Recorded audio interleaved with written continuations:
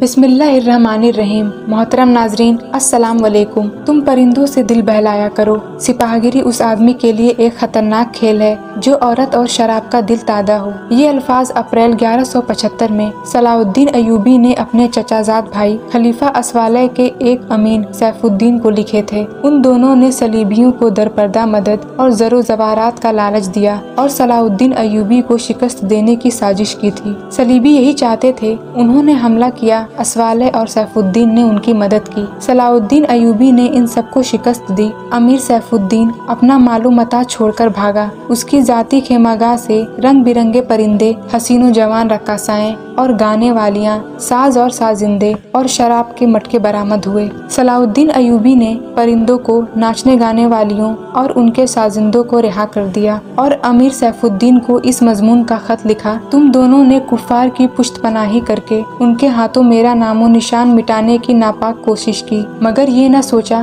कि तुम्हारी यह साजिश आलमे इस्लाम का भी नामो निशान मिटा सकती है। तुम अगर मुझसे हसद करते थे तो मुझे कत्ल करा दिया होता। तुम मुझ पर 2 कातिलाना हमले करा चुके हो, दोनों नाकाम रहे। अब एक और कोशिश करके देख लो, हो सकता है कामयाब हो जाओ। अगर तुम मुझे यह यकीन दिला दो कि मेरा सर मेरे तन से जुदा हो जाए तो इस्लाम और ज्यादा सरबुलंद होगा, तो रब्बे काबा की कसम मैं तुम्हारी तलवार से अपना सर कटवाऊंगा और तुम्हारे कदमों में रख देने की वसीयत करूंगा। मैं तुम्हें सिर्फ ये बता देना चाहता हूँ कि कोई गैर मुस्लिम मुसलमान का दोस्त नहीं हो सकता। तारीख तुम्हारे सामने है, अपना माजी देखो। शाह फ्रैंक और रेमांड जैसे इस्लाम दुश्मन सलीबी तुम्हारे दोस्त सिर्फ इसलिए बने कि तुमने उन्हें मुसलमानों के खिलाफ मैदान में उतरने की शय और मदद दी थी। अगर वो कामयाब हो जाते तो उन लोगों का अगला शिकार तुम होते और उसके बाद उनका ये ख्वाब भी पूरा हो जाता कि इस्लाम सफाए हस्ती से मिट जाए। तुम जंगजू कौम के फर्द हो। फन्ने सिपाहगिरी तुम्हारा कौमी पेशा है। हर मुसलमान अल्लाह का सिपाही है,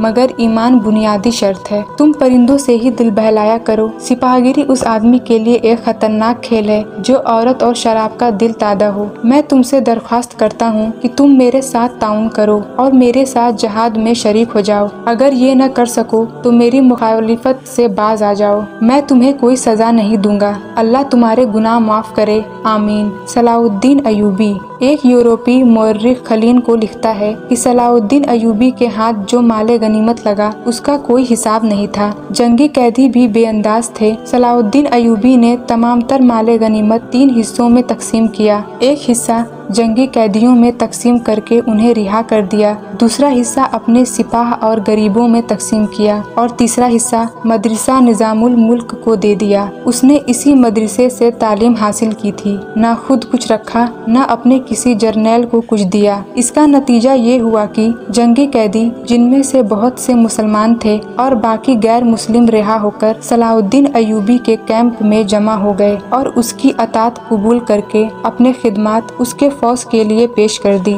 अयूबी की कशादा नजरी और अजमत दूर दूर तक मशहूर हो गई। इससे पहले हसन बिन सबा के पुरस्रार फिरके फिदाई, जिन्हें यूरोपी मौर्रिखों ने कातिलों का गिरोह लिखा है, सलाउद्दीन अयूबी पर 2 बार कातिलाना हमले कर चुके थे, लेकिन खुदाई जुलजलाल को अपने इस अजीम मुद्दे मुजाहिद से बहुत काम लेना था। दोनों बार एक मौजज़ा हुआ कि इस्लाम का ये मुहाफिज बाल बाल बच गया। इस पर तीसरा कातिलाना हमला उस वक्त हुआ जब वो अपने मुसलमान भाइयों और सलीबियों के साजिश की चट्टान को शमशीर से रेजा रेजा कर चुका था। अमीर सैफुद्दीन मैदान से भाग गया, मगर वो सलाउद्दीन अयूबी के खिलाफ हसद और कीने से बाज न आया। उसने हसन बिन सबा के कातिल फिरके की मदद हासिल कर ली। ये फिरका एक मुद्दत से इस्लाम की आस्तीन में सांप की तरह पल रहा था। इसका तफसीली तारुफ बहुत ही तवील है। मुख्तसर ये कि जिस तरह जमीन सूरज से अलग होकर गुनाहों का गहवारा बन गई है, उसी तरह हसन बिन सबा नाम के एक आदमी ने इस्लाम से अलग होकर नबियों और पैगंबरों वाली अजमत हासिल करने का मंसूबा बनाया। वह अपने आप को मुसलमान ही कहलाता रहा और ऐसा गिरोह बना लिया जो तिलस्माती तरीकों से लोगों को अपना पैरोकार बनाता था। इस मकसद के लिए इस गिरोह ने नहायत हसीन लड़कियां, नशावर जड़ी बूटियां, हिप्नोटिज्म और चर्ब ज़बानी जैसे तरीके इख्तियार किए। बहिश पनाही, जिसमें जाकर पत्थर भी मोम हो जाते थे। अपने मुखालफिन को खत्म करने के लिए कातिलों का एक गिरोह तैयार किया। कत्ल के तरीके खुफिया और पुरस्रार होते थे। इस फिरके के अफराद इस कदर चालाक, ज़हीन और निडर थे कि भेस और जबान बदलकर बड़े बड़े जर्नैलों के बॉडीगार्ड तक बन जाते थे। और जब कोई पुरस्रार तरीके से कत्ल हो जाता था तो कातिलों का सुराग ही नहीं मिलता था। कुछ अरसे बाद ये फिरका कातिलों का गिरोह के नाम से मशहूर हो गया। ये लोग सियासी कत्ल के माहिर थे। जहर भी इस्तेमाल करते थे जो हसीन लड़कियों के हाथों शराब में दिया जाता था। बहुत मुद्दत तक ये फिरका इसी मकसद के लिए इस्तेमाल होता रहा। इसके पैरोकार फिदाई कहलाते थे। सलाउद्दीन अयूबी को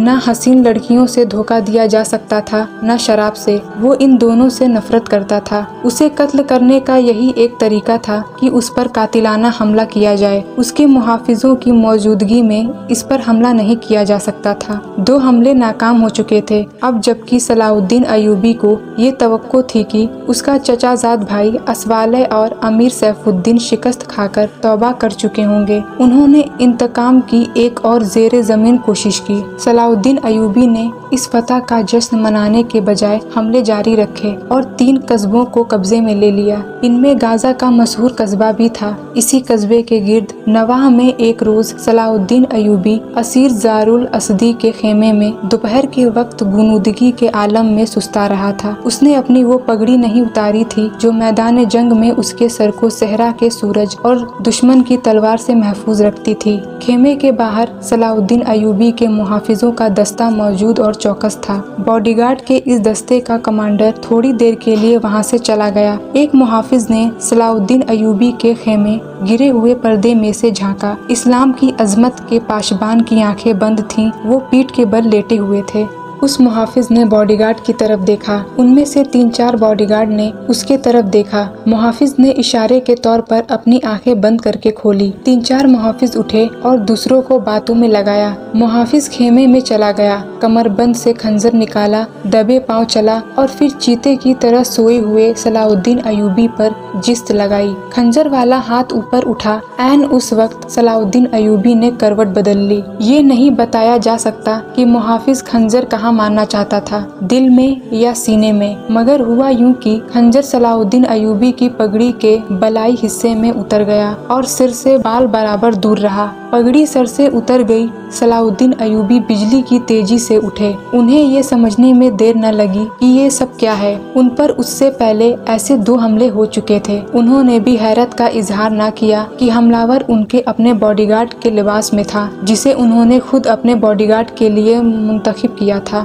उन्होंने एक सांस जितना भी अरसा जाया न किया। हमलावर उनकी पगड़ी से खंजर खींच रहा था। अयूबी सर से नंगे थे। उन्होंने हमलावर के ठोडी पर कुव्वत से घूंसा मारा। हड्डी टूटने की आवाज सुनाई दी। हमलावर का जबड़ा टूट गया था। वो पीछे को गिरा और उसके मुंह से हैबतनाक आवाज निकली। उसका खंजर सलाउद्दीन अयूबी की पगड़ी में रह गया था। सलाउद्दीन अयूबी ने अपना खंजर निकाला। इतने में 2 मुहाफिज दौड़ते अंदर आए। उनके हाथों में तलवारें थीं। सलाउद्दीन अयूबी ने उन्हें कहा कि इसे जिंदा पकड़ लो, मगर ये दोनों मुहाफिज सलाउद्दीन अयूबी पर टूट पड़े। सलाउद्दीन अयूबी ने एक खंजर से 2 तलवारों का मुकाबला किया। ये मुकाबला 1-2 मिनट का था, क्योंकि तमाम बॉडीगार्ड अंदर आ गए थे। सलाउद्दीन अयूबी ये देखकर हैरान रह गए कि उनके बॉडीगार्ड 2 हिस्सों में तकसीम होकर एक दूसरे को लहूलुहान कर रहे थे। उन्हें चूंकि मालूम नहीं था कि उनमें उनका दुश्मन कौन है और दोस्त कौन, वो इस मार्के में शरीक न हो सके। कुछ देर बाद जब बॉडीगार्ड में से कुछ चंद एक मारे गए, कुछ भाग गए और बाज जख्मी होकर बेहाल हो गए, तो इंकशाफ हुआ कि उस दस्ते में जो सलाउद्दीन अयूबी की हिफाजत पर मामूर था, 7 मुहाफिज फिदाई थे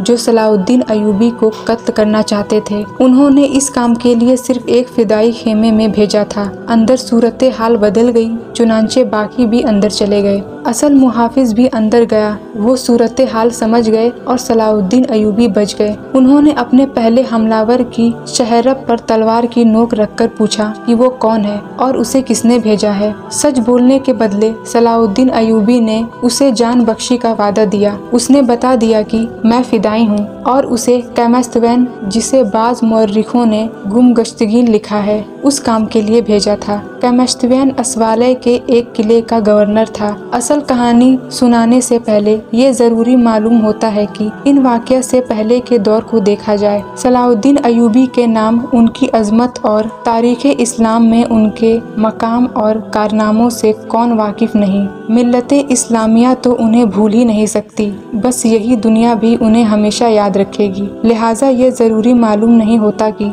सलाहुद्दीन अयूबी का सजराए नस्र तफसील से बयान किया जाए। हम जो कहानी सुनाने लगे हैं वो इस रवैयत की है जिसकी गुसत के लिए तारीख का दामन तंग होता है।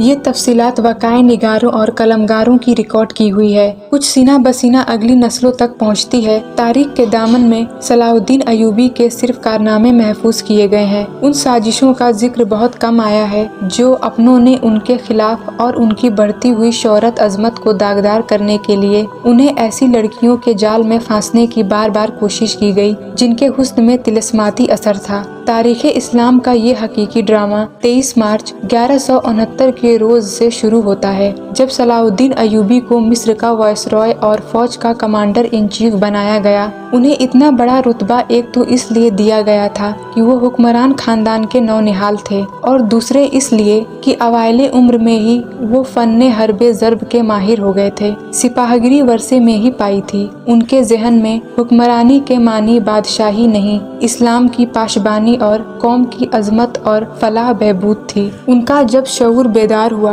तो पहली खलीस ये महसूस की कि मुसलमान हुक्मरानों में न सिर्फ ये कि इत्तेहाद नहीं बल्कि वो एक दूसरे की मदद से भी कुरेस करते थे। वो अय्याश हो गए थे। शराब और औरत ने जहाँ उनकी जिंदगी रंगीन बना रखी थी, वहीं आलमे इस्लाम और खुदा की इस अजीम मजहब का मुस्तकबिल तारीख हो गया था। इन अमीरों, उनके वजीरों और मुशीरों के हरम गैर मुस्लिम लड़कियों से भरे हुए होते थे। ज्यादातर लड़कियां यहूदी और ईसाई थीं, जिन्हें खास तरबियत देकर इन हरमों में दाखिल किया गया था। गैर मामूली हुस्न और अदाकारी में कमाल रखने वाली ये लड़कियां मुसलमान हुक्मरानों और सरबराहों के किरदार और कौमी जज्बे को दीमक की तरह खा रही थीं। इसका नतीजा ये था कि सलीबी, जिनमें फ्रैंक फिरंगी खास तौर पर काबिले जिक्र हैं, मुसलमानों की सल्तनतों के टुकड़े हड़प करते चले जा रहे थे, और बाज मुस्लिम हुक्मरान शाह फ्रैंक को सालाना टैक्स या जजिया अदा कर रहे थे, जिसकी हैसियत गुंडा टैक्स की सी थी। सलीबी अपनी जंगी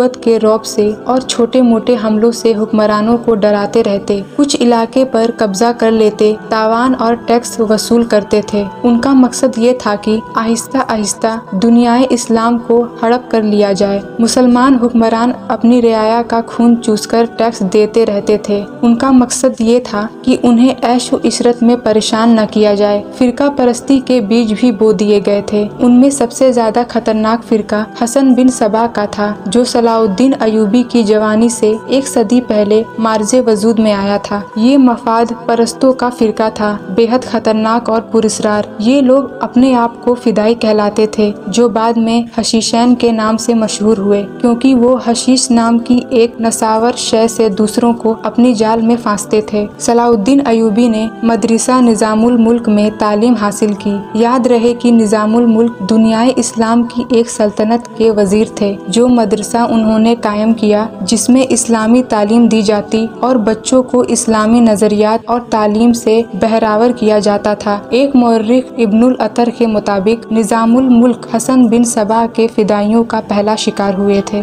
क्योंकि वो रोमियो की तौसी पसंदी की राह में चट्टान बने हुए थे। रोमियो ने 1091 ईस्वी में उन्हें फिदाइयों के हाथों कत्ल करा दिया। उनका मदरसा कायम रहा। सलाहुद्दीन अयूबी ने वहीं तालीम हासिल की। इसी उम्र में उन्हें सिपाहगिरी की तालीम अपने बुजुर्गों से ली। नूरुद्दीन जंगी रहमतुल्लाह अलैह ने जंगी चालें सिखाई, मुल्क के इंतजामात के सबब दिए और डिप्लोमेसी में महारत दी। इस तालीम और तरबियत ने उनके अंदर जज्बा पैदा कर दिया, जिसने आगे चलकर उन्हें सलीबियों के लिए बिजली बना दिया। अवाइले जवानी में ही उन्होंने वो ज़हानत और अहलियत हासिल कर ली थी जो एक सलार आजम के लिए जरूरी होती है। सलाहुद्दीन अयूबी ने फन्ने हर्बो ज़र्ब में जासूसी यानी इंटेलिजेंस, कमांडो और गोरिल्ला ऑपरेशन को खुसूसी अहमियत दी। उन्होंने देख लिया गया था कि सलीबी जासूसी के मैदान में निकल गए हैं और वो मुसलमानों के नजरियात पर निहायत कारीगर हमले कर रहे हैं। सलाउद्दीन अयूबी नजरियात के महाज पर लड़ना चाहते थे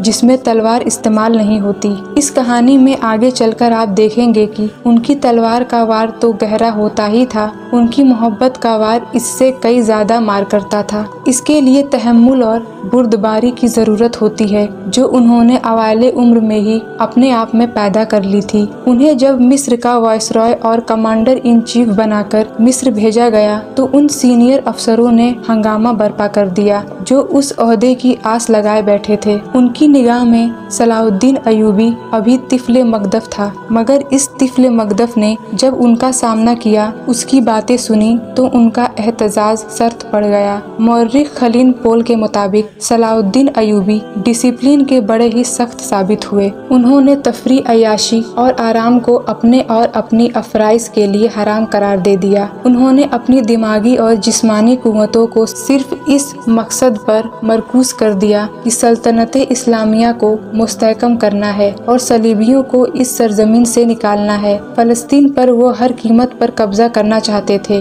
उन्होंने यही मकसद अपनी फौज को दिए। मिस्र का वायसरॉय बनकर उन्होंने कहा, खुदा ने मुझे मिस्र की सरजमीन दी है, उसके ज़ाते बारी मुझे फलस्तीन भी जरूर अता करेगी। मगर मिस्र पहुंचकर उन पर इंकशाफ हुआ कि उनका मुकाबला सिर्फ सलीबियों से नहीं बल्कि अपने मुसलमान भाइयों ने उनकी राह में बड़े बड़े हसीन जाल बिछा रखे थे जो सलीबियों के अजायन जंगी कुव्वत से ज्यादा खतरनाक हैं। मिस्र में सलाउद्दीन अयूबी का इस्तकबाल जिन जुआमा ने किया उनमें नाजी नाम का एक सालार खुसूसी अहमियत का हामिल था। सलाउद्दीन अयूबी ने सबको सर से पांव तक देखा। सबके होठों पर मुस्कुराहट और जबान पर प्यार और मोहब्बत की चाशनी थी। बास पुराने अफसरों ने उन्हें ऐसी निगाहों से देखा जिनमें तंज थी और तम्ज खुरबी था। वो सलाउद्दीन अयूबी के सिर्फ नाम से वाकिफ थे या उनके मुताल्लिक ये जानते थे कि वो हुक्मरान खानदान का फर्द और अपने चचा का जानशीन है। वो ये भी जानते थे कि नूरुद्दीन जंगी रहमतुल्लाह अलैह के साथ उनका क्या रिश्ता है। उनकी निगाहों में सलाउद्दीन अयूबी रहमतुल्लाह अलैह की अहमियत बस उनके खानदान की बदौलत थी, या इस वजह से उन्होंने सलाउद्दीन अयूबी को अहमियत दी कि वो मिस्र का फौजी वायसरॉय बनकर आया था। इसके सिवा उन्होंने सलाउद्दीन अयूबी रहमतुल्लाह अलैह को कोई वक़्त न दी। एक बूढ़े अफसर ने अपने साथ खड़े अफसर के कान में कहा, बच्चा है, हम इसे पाल लेंगे। मौर्रखी और उस वक्त के वाक़ाए निगार ये नहीं बता सकते कि सलाउद्दीन अयूबी ने उन लोगों की नजरें भांप ली थी या नहीं। वो इस्तकबाल करने वाले इस वजूम में बच्चा लग रहा था। अलबत्ता जब वो नाजी के सामने मुसाफे के लिए रुके तो अयूबी के चेहरे पर तब्दीली सी आ गई थी। वो नाजी से